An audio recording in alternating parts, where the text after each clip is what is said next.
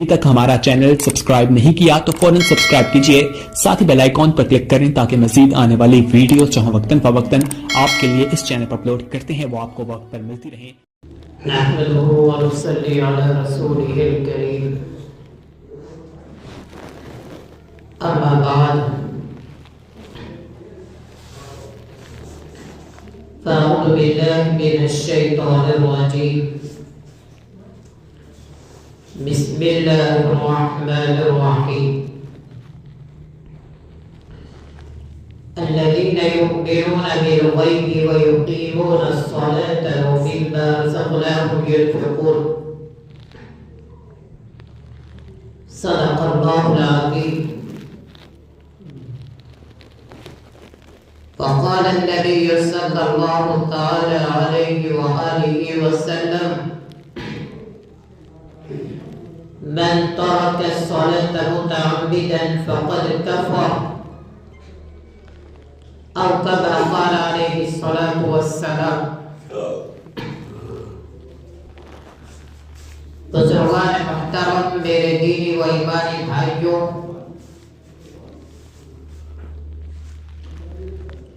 اللہ تعالیٰ نے انسان کو پیدا کیا اپنی عبادت کے لیے، اور اللہ تعالیٰ نے جناتوں کو بھی پیدا کیا اپنی عبادت کے لیے، اور اس کا ذکر اللہ تعالیٰ نے قرآن مجید کے اندر فرمایا: وَمَا خَلَقْتُ الْجِنَّ وَالْإِنسَ إِلَّا لِيَعْبُدُونَ، میں نے انسان اور جنات کو صرف اپنی عبادت کے لیے پیدا کیا۔ اس کا مطلب یہ ہوا کہ انسان کو سب سے پہلے اللہ تعالیٰ کی عبادت کرنی ہے،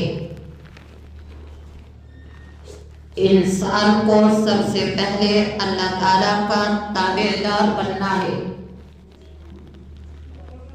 انسان کو سب سے پہلے اللہ تعالیٰ کا شکر گزار بننا ہے، اور باقی کام اس کے بعد کے ہیں۔ اگر انسان اللہ تعالیٰ کی عبادت کو چھوڑ کر چاہے وہ کتنی بھی دنیا کما لے، کتنی بھی بھاگ دوڑ کر لے، کتنی بھی محنت و مشقت کر لے، کتنی بھی گرمی برداشت کر لے، کتنی بھی سردی برداشت کر لے، اگر وہ اللہ تعالیٰ کی عبادت نہیں کرتا تو اس کی بھاگ دوڑ کا، اس کے چلنے پھرنے کا، اس کی دھوپ برداشت کرنے کا، اس کے لیے سردی برداشت کرنے کا، ٹھنڈا موسم برداشت کرنے کا کوئی فائدہ نہیں ہے۔ اس لیے کہ اللہ تعالیٰ نے یہ نظام، یہ کائنات، یہ پیڑ پودے، یہ چاند ستارے، یہ روشن سورج، چمکتا ہوا چاند، یہ یوں ہی تھوڑا ہی بنا دیا۔ اللہ تعالیٰ نے صرف اور صرف ان چیزوں کو، اس سارے نظام کو لوگوں کے لیے بنایا تاکہ لوگ اس سے فائدہ حاصل کریں، لوگ سورج سے گرمی حاصل کریں، لوگ چاند سے روشنی حاصل کریں، لوگ اور اللہ تعالیٰ کی بہت ساری چیزوں سے فائدہ اٹھائے۔ اگر انسان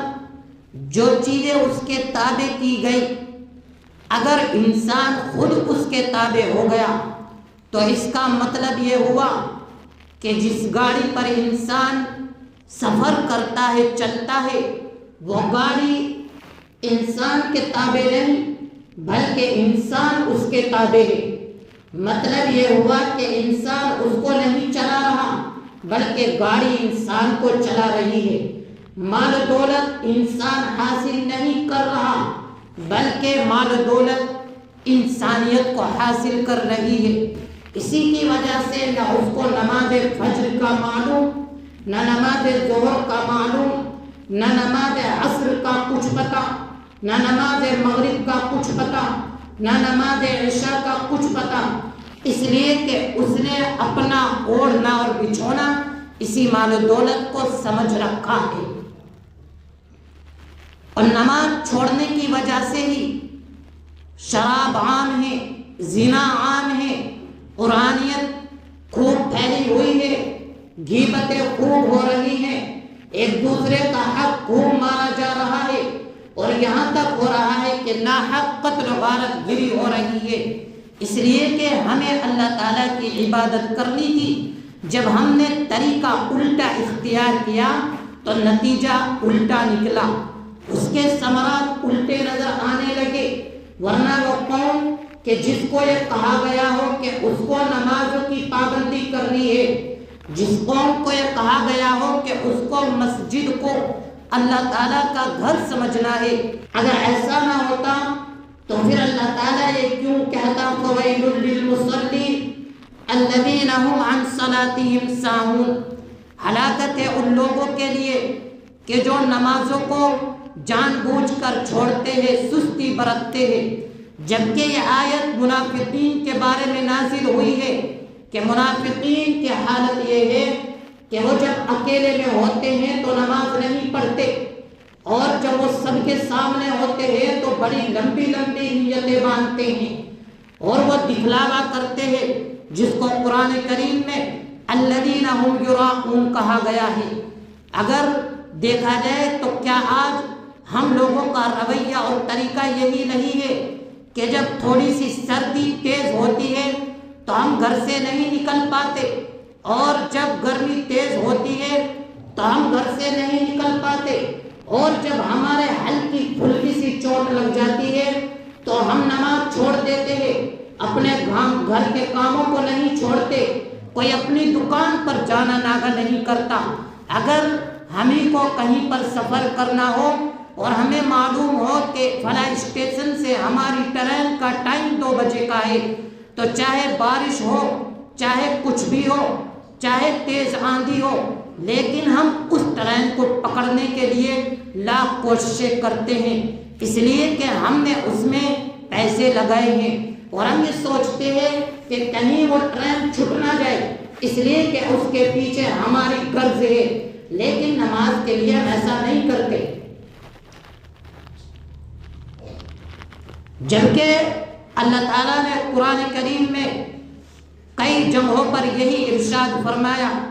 کہ نماز کو قائم کرو، زکوٰۃ ادا کرو، لیکن ہم اسی چیز میں سستی کرتے ہیں،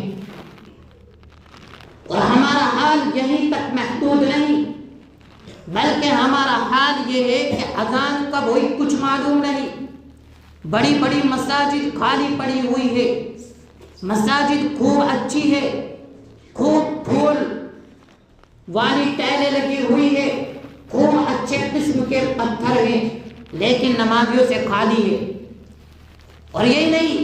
یہ اس لیے ہے کہ ہمارے بزرگ، ہمارے نوجوان جہاں پر بچے بھی ان کے ساتھ سوتے ہیں، وہ نماز نماز کے لیے نہیں ان کو اٹھاتے،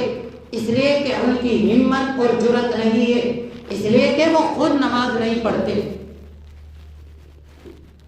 تو یہ سوچنے کی بات ہے، ایسے حالات میں کہ جس حالات میں شراب عام ہو، ایسے حالات میں کہ جن حالات میں زناکاری پھیلی ہوئی ہو، ایسے حالات میں کہ جن حالات میں خوب قتل و غارت گری ہو رہی ہو، ایسے حالات میں کہ جن حالات میں مسلمان اپنے فیوچر کے لیے، اپنے مستقبل کے لیے پشو پیش میں ہو، ایسے حالات میں کہ جب مسلمانوں کو ہر جگہ پر ایک دوسرے نظریے سے دیکھا جا رہا ہو، ان حالات میں مسلمان اپنے اللہ تعالیٰ کو یاد نہیں کر سکتا تو اور کیا کر سکتا ہے؟ جبکہ ہمارے لیے آئیڈیا، ہمارے لیے نمونہ اللہ تعالیٰ کے نبی صلی اللہ علیہ وآلہ وسلم کی زندگی ہے، آپ کے صحابہ کی زندگی ہمارے سامنے ہے۔ حضرت عمر رضی اللہ تعالی عنہ کو آپ دیکھیے، کہ 23 ذی الحجہ 26 ذی الحجہ 23 ہجری میں جب آپ کو ابو لؤلؤ فیروز نے خنجر مارا اور آپ نماز کے حالت میں تھے، نماز فجر پڑھا رہے تھے، جب آپ پر حملہ کیا گیا اس نے 2 وار کیے، ایک وار جو اس نے خنجر مارا وہ آپ کو زیر ناف لگا، آپ گر پڑے اور آپ نے اپنا نائب عبد الرحمن بن عوف کو بنا دیا، اور امیر بنانے کی صورت یہ نہیں کہ آپ نے صرف امیر بنا دیا ہو، بلکہ کھلم کھلا یہ اعلان تھا کہ لوگوں دیکھو نماز کی اہمیت اتنی ہے کہ میں زخمی ہو گیا ہوں، سلام بھی پھیر سکتا تھا لیکن میں نے اپنے آپ کو گرنا پسند کیا، لیکن نماز کو توڑنا پسند نہیں کیا۔ اور جب آپ کو لے جایا گیا اور اس نے کئی وار کیے، جو سامنے آتا گیا اس پر وار کرتا گیا، یہاں تک کہ 6 آدمی شہید ہوئے۔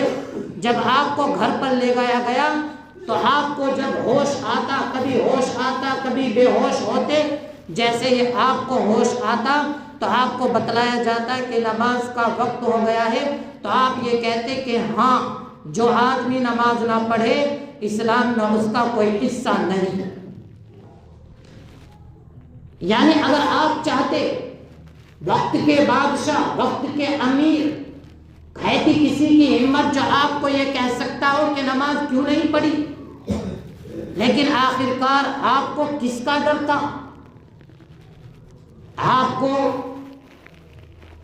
آپ نے جو اتنی تکالیف برداشت کی وہ کیوں کی؟ اور آپ کے یہ جملے کہ جس نے نماز کو چھوڑا اسلام میں کوئی حصہ نہیں، یہ بتانا تھا مسلمانوں کو کہ دیکھو میں زخمی ہوں، کبھی ہوش میں آتا ہوں کبھی بے ہوش ہو جاتا ہوں، لیکن پھر بھی نماز پڑھ رہا ہوں۔ اسی لیے علامہ اقبال نے ایک شعر کہا، اے طاہر لاہوتی اس رزق سے بہت اچھی جس رزق سے آتی ہو پرواز بے کوتاہی۔ ہم یہ سوچنے لگے کہ ہماری مال و دولت، یہ دکان، یہ کھیت اور یہ تجارتیں اگر ہماری نماز کے لیے سستی بنتی ہے تو یہ کسی کام کی نہیں، اس لیے کہ یہ ہمارے پروں کو کاٹ رہی ہے، ہم کو غافل بنا رہی ہے، ہم کو ایک ایسا شیر بنا رہی ہے کہ جو اس بات پر آمادہ نہیں کہ وہ اپنا شکار خود حاصل کر سکے، بلکہ وہ اس پر آمادہ ہے کہ اس کو شکار کر کے دیا جائے۔ یہ چیزیں ہم کو غلام بنا رہی ہے، اور انہی کی وجہ سے ہم گھروں میں ناکام ہیں اور ہر جگہ پر ناکام ہیں، اس لیے کہ چھوٹے کہاں نہیں مانتے، بڑے سنتے نہیں، اور یہ حالت اس لیے پیدا ہے کہ ہمارے جو اخلاق ہے، جو اخلاق ہونے چاہیے تھے وہ ہم نے کبھی کے چھوڑ دیے ہیں۔ اور یہی نہیں بلکہ قرآن کریم میں یہ کہا گیا وَلْتَكُمْ مِنْكُمْ أُمَّةٌ يَدْعُونَ إِلَى الْخَيْرِ وَيَأْمُرُونَ بِالْمَعْرُوفِ وَيَنْهَوْنَ عَنِ الْمُنْكَرِ، لوگوں میں ایک جماعت ایسی ہونی چاہیے کہ جو بھلائی کا حکم دیتی رہے، برائی سے روکتی رہے۔ اور اس امت کو تو اس لیے بھیجا گیا،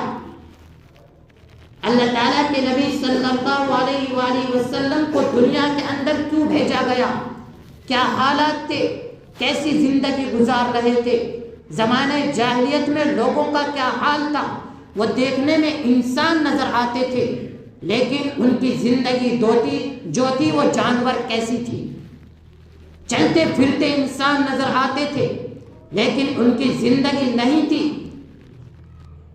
اسی لیے کہا گیا من ترک الصلاۃ متعمدا فقد کفر، کہ جو جان بوجھ کر نماز چھوڑے گا کافروں والا عمل کرے گا۔ مسلمانوں میں اور دوسرے لوگوں میں فرق کیا ہے؟ یہی تو ایک چیز ہے جو فرق پیدا کرتی ہے، ورنہ ہم بھی کھاتے ہیں وہ بھی کھاتے ہیں، ہم بھی چلتے ہیں وہ بھی چلتے ہیں، ہم بھی کماتے ہیں وہ بھی کماتے ہیں، وہ بھی بڑے بڑے مکانات بناتے ہیں ہم بھی بناتے ہیں۔ فرق اگر کوئی چیز ہے تو وہ نماز ہے۔ حدیث کے اندر آیا بین العبد و بین الکفر ترک الصلاۃ، کفر اور